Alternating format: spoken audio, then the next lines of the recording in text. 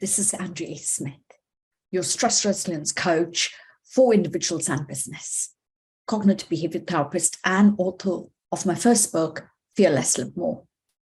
Today, I want to discuss with you sleep and its impact on your well-being. You know, how your job and performance can be impacted, and can sleep deprivation hurt your work? So the first thing I want to say is, what does sleep deprivation means? Simply is that you're not getting enough sleep. Experts say you need minimum about 7 to 9 hours sleep, but as many as 35% of people just don't get enough of that. And they report being sleep deprived regularly. Sleep deprivation can happen to anyone. It's common among caregivers or, people who are working, who experience workplace stress, or high flyers who have lots and lots of responsibility on themselves. Shift workers also struggle. And some people who have sleep deprivation regularly struggle with anxiety and insomnia. So some of the sleep deprivation symptoms are, you're not feeling refreshed when you wake up in the morning. You feel tired, you feel frazzled, you're dozing off to meeting somebody. There's a change of mood and ability due to your sleep deprivation. Now, I'd like to talk to you about Kaylee, one of my clients. She said it was challenging to make the right decisions. In my previous job, sometimes I had to go to work without sleeping at all. Or sometimes she just had a couple of hours sleep. I learned to function with very little sleep. But that came with the caveat that she was struggling to make the right decisions at work. If I lay awake at night, it's because I couldn't make use of the time in the day to work. So sometimes I had to work late at night when it was quieter. I didn't tell my managers, and some of my colleagues and team knew. So because she was so dedicated, she couldn't sleep. It always on her mind was the thoughts of work. It was stressful, and she found it really hard to switch off. Stress of the role, lack of support from the company, this caused her. It led her to having really bad insomnia, and it really impacted her health. She's in a new role now after, sessions with me and working through the stress resilience coach, so she can have enough sleep.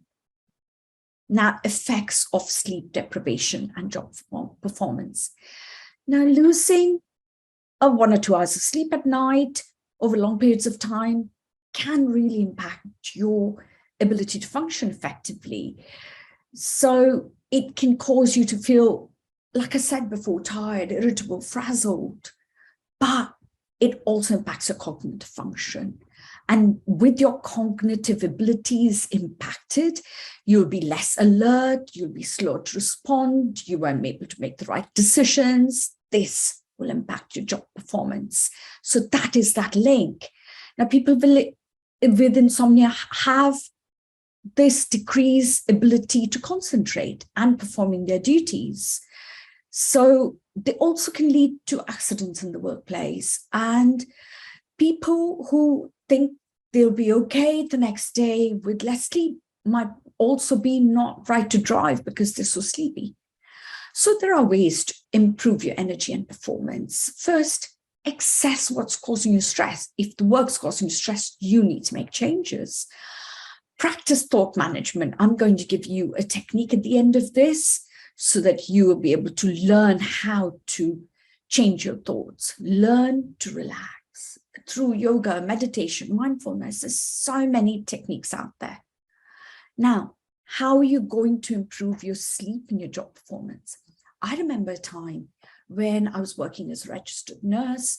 I was doing a lot of night shifts. I had 2 children. I just could not focus on one thing or the other. So if I was awake all night, I was fine and I was working very effectively. But in the daytime, I was getting very irritable with my kids, very stressed, very anxious.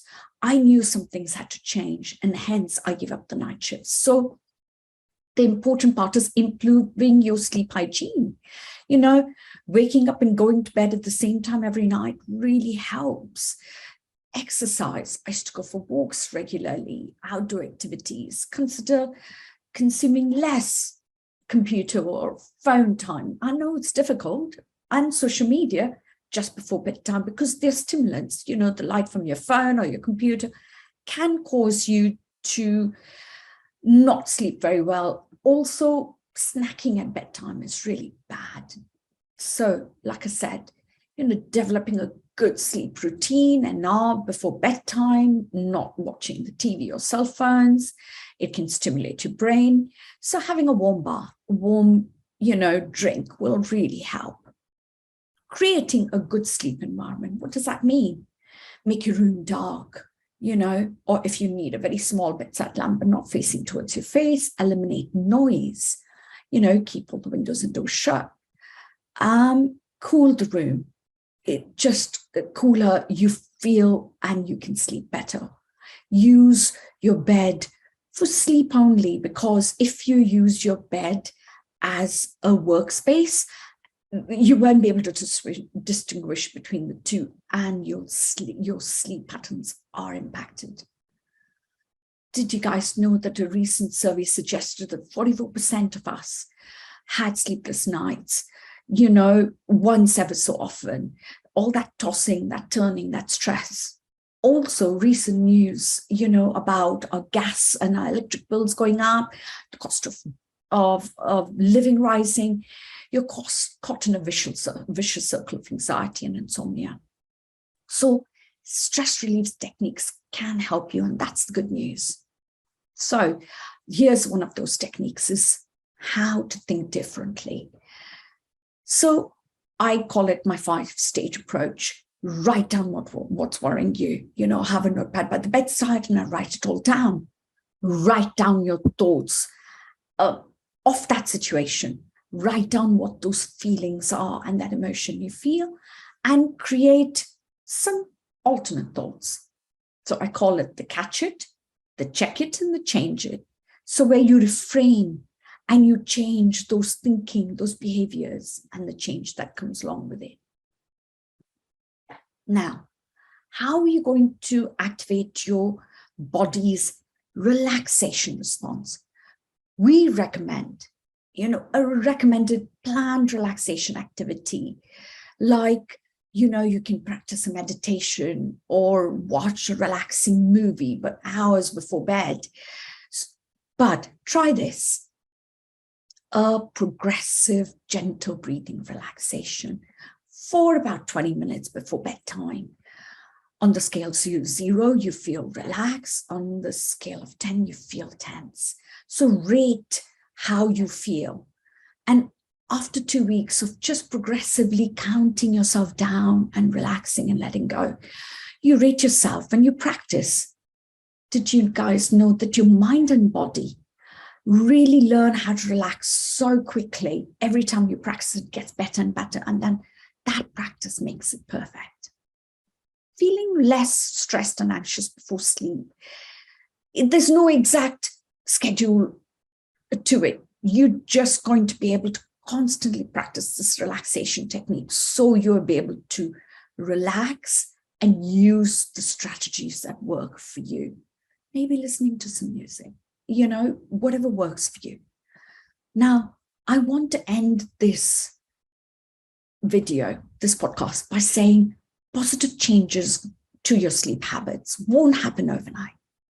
With patience and practice, you'll find which sleep routines work best for you, best for your mind and body, and you will learn to achieve a better quality and quantity of your sleep to improve your productivity at work. So in this way, the effects of your sleep will not affect your job, your performance, and won't affect your work. Thank you for watching. And hey guys, just jump on a call with me just to find out how I can help or to learn more about me. Thank you. Bye.